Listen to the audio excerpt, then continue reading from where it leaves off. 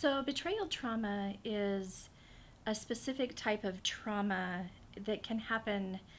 It can happen to anyone.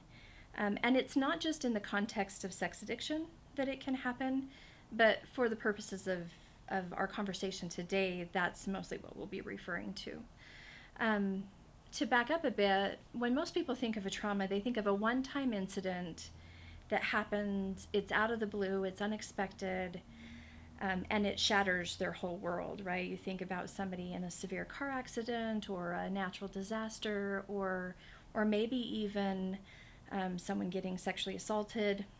Those are serious traumas, and we all recognize those as traumas. And we talk about the symptoms that come from those traumas.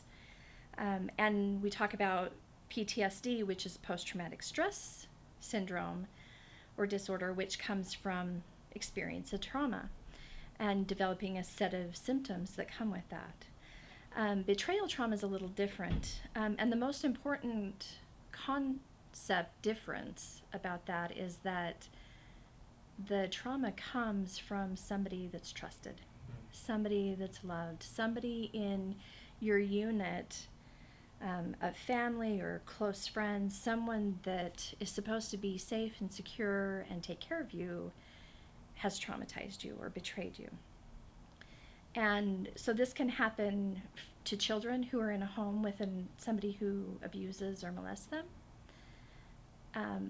but often happens to partners of people struggling with sex addiction. So they will find out that their spouse has been viewing pornography or masturbating or participating in chat rooms, having affairs, a variety of different activities. And this is the person they married who is supposed to take care of them, provide security and love, and suddenly their world is shattered. So that's one difference, is instead of it happening from an outside source, it's happening from someone in your inner circle. The second difference is often with betrayal trauma, it happens over and over.